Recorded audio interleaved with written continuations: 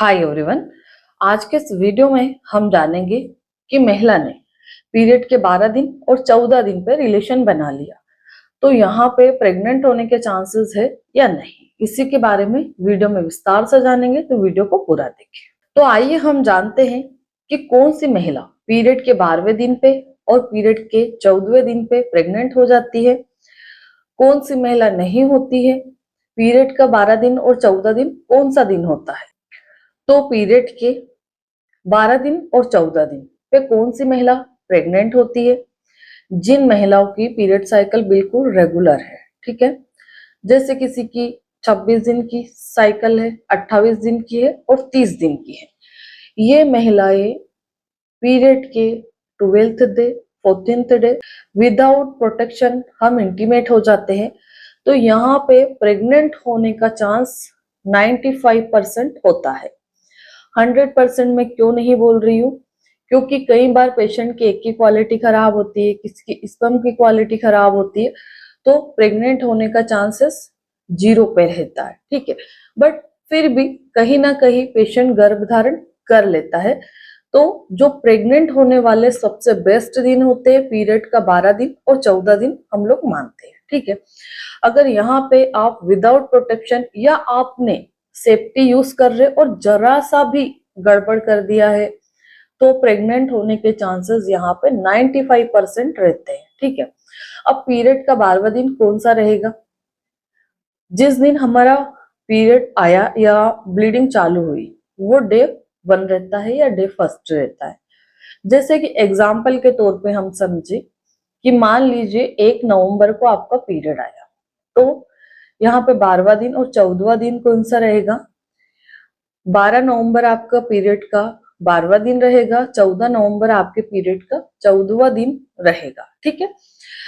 अब यहाँ पे अगर मान लो आप पीरियड के 10वें दिन पे भी इंटीमेट हो गए और आपने कोई भी सेफ्टी का उपयोग नहीं किया, ठीक है, तो जो महिला का एग रिलीज होता है तो वो कितने देर तक जिंदा रहता है? तो हम 24 आवर मानते हैं, कई बार 46 आवर, ये बहुत ज्यादा से ज्यादा है, ठीक है।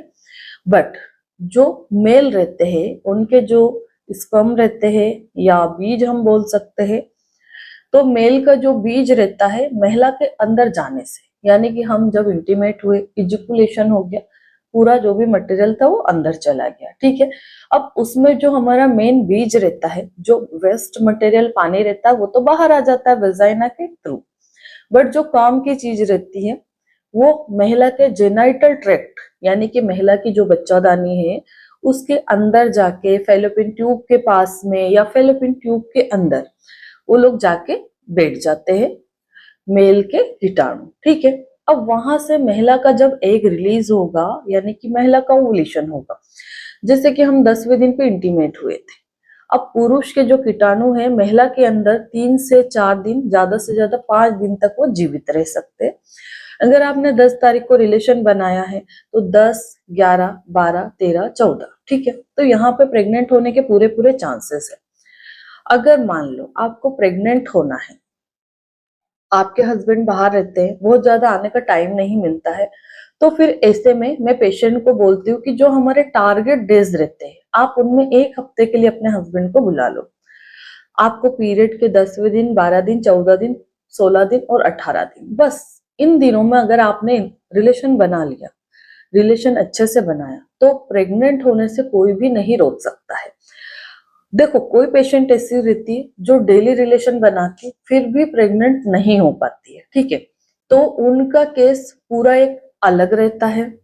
वहां पे कई सारे कारण रहते हैं प्रेग्नेंट ना होने के, जैसे कि मेल में स्पर्म काउंट कम हो सकता है, ठीक है, फीमेल में एग की क्वालिटी लो हो सकती है, वेरी बैड क्वालिटी के एग आपके रिलीज होते हैं, ओवुलेशन नहीं होता है, या कई बार महिला की जो फैलोपियन ट्यूब रहती है, यानी कि ट्यूब है, वो ब्लॉक रहती है। इस कारण भी हम बहुत कोशिश करने के बाद, कंसीव का ट्रीटमेंट लेने के बाद भी गर्भधारण नहीं कर पाते, क्योंकि मेरा ये वीडियो तो कई सारे लोग देख रहे हैं, ठीक है। अब मुझे कई सारी महिला ये बोलेगी, मैडम मैं तो डेली रिलेशन बनाती हूँ फिर भी प्रेग्नेंट नहीं हो पा रही हूँ, है ना। तो अभी जो प्रीवियसली मैंने आपको कारण बताए हैं, इन कारणों की वजह से महिला प्रेग्नेंट नहीं हो पाती है, क्योंकि दुनिया में कम से कम 5% लोग ऐसे हैं जिन्होंने आईयूआई करा लिया, आईवीएफ करा लिया, नेचुरली ट्राई कर लिया, जमाने की सारी चीजें ट्राई कर ली, फिर भी बच्चा नहीं हो रहा है ना। तो उनका कॉम्प्लिकेटेड केस रहता है, उनके बारे में हम बात नहीं कर रहे, हम ओनली नॉर्मल लोगों को टारगेट कर रहे कि जिनकी नई नई शादी हुई है या 2-4 साल से वो साथ में तो थे बट कंसीव के लिए अभी ट्राई कर रहे हैं, और मौका ऐसा लगा है कि हस्बैंड इस दौरान बाहर रहते हैं, बार बार आने जाने का टाइम नहीं मिलता है ना।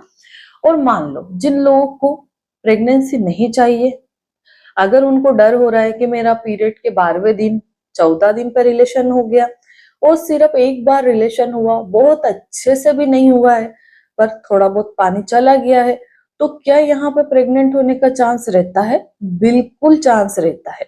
तो यहाँ पे अगर आपको प्रेगनेंसी नहीं चाहिए तो बिल्कुल 1% भी आपको मिस्टेक नहीं करना है। बट अगर यही अपोजिट है, यानी कि आप प्रेग्नेंट होना चाह रहे हैं, तो आप पीरियड के 10 दिन, 12 दिन, 14 दिन, 16 दिन, ये मोस्ट पॉपुलर डेज रहते हैं जब हमारा ओवुलेशन होने की संभावना सबसे ज्यादा रहती है। अगर यहाँ पे हम इंटीमेट होते हैं तो हमें प्रेग्नेंट होने से कोई भी नहीं रोक सकता है। दूसरा सवाल यहाँ पे ये आता है कि चलो मैडम हमने रिलेशन भी बना लिया, अनप्रोटेक्टेड रिलेशन कर भी लिया है ना, तो फिर यहाँ पे हम क्या सावधानी रखें? तो देखो, अगर आपके हस्बैंड साथ में रहते तो आपको पीरियड के 20वें दिन तक साथ में रहना है, उसके बाद हमें साथ में नहीं रहना है। अब पीरियड का 20वां दिन कौन सा आएगा? तो अगर आपका पीरियड 1 नवंबर को आया तो 20 नवंबर आपका पीरियड का 20वां दिन रहेगा, ठीक है। तो 20वें दिन पे आखिरी रिलेशन बनाना है, उसके बाद 21 तारीख से लेके 28 तारीख 30 तारीख आपको कोई इंटीमेशन नहीं करना है, ना तो फोर प्ले करना है, ना ही फिंगरिंग करना है, ना ही इंटरनल रिलेशन करना है, ठीक है। क्योंकि इधर अगर 14 दिन, 15 दिन, 16 दिन, 12 दिन पे अगर हमारा ओवुलेशन हुआ है तो फिर एक स्पर्म मिलेगा, फर्टिलाइजेशन करेगा, फर्टिलाइजेशन के बाद में फिर इम्प्लांटेशन की प्रोसेस आती है, यानी कि जो हमारा एम्ब्रियो फैलोपियन ट्यूब में कंप्लीट होके फॉर्म होके इधर यूट्रस में आएगा तो वो चिपकने का काम करता है, ठीक है। अब वो चिपकेगा तो फिर क्या होगा? अगर हम इंटीमेट हो जाएंगे तो हमारा इम्प्लांटेशन कई बार फेल हो जाता है। तो जो लोग प्रेग्नेंट होने की कोशिश कर रहे हैं उनको मैं पीरियड के 20वें दिन के बाद में रिलेशन बनाने के लिए मना कर देती हूँ, फिर बोलती हूँ कि अब आप दूरी बना लो। पर मान लो जिनको प्रेगनेंसी नहीं चाहिए तो वो 20वें दिन के बाद भी रिलेशन बनाइए, तो वहां इम्प्लांटेशन फेल होने के चांसेस सबसे ज्यादा रहते हैं। बट आपको प्रोटेक्शन के साथ, यानी कि सेफ्टी के साथ इंटीमेट होना है, कहीं भी गड़बड़ी नहीं करना है। नहीं तो फिर कई सारे पेशेंट आके बोलते हैं मैडम उन्होंने तो सारी सेफ्टी का ध्यान रखा, अंदर में डिस्चार्ज भी नहीं हुआ, फिर मेरी पेशेंट कैसे प्रेग्नेंट हो गई, है ना।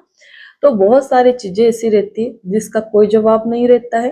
पर आपको ये चीज मानना पड़ेगी कि आप इंटीमेट तो हुए थे, आपके हिसाब से तो आपने कोई भी गड़बड़ी नहीं की, फिर स्पर्म कहाँ से गया, महिला कैसे प्रेग्नेंट हुई, है ना। इस चीज को आपको एक्सेप्ट करना पड़ेगा, ठीक है।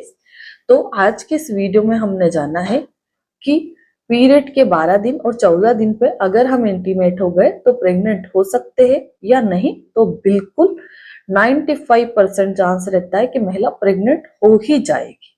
अगर आपको बच्चा चाहिए तो आप विदाउट प्रोटेक्शन रिलेशन बनाइए, नहीं चाहिए तो बराबर सेफ्टी का इस्तेमाल करिए, बिल्कुल भी गड़बड़ी मत करिए। तो आशा करती हूँ कि इस वीडियो के माध्यम से मैं आपको अच्छे से समझा पाई हूँ। अगर आपका कोई सवाल रहे तो कमेंट्स करके पूछ सकते हैं। अगर आप मेरे चैनल पर पहली बार आए तो चैनल को जरूर सब्सक्राइब करें। धन्यवाद।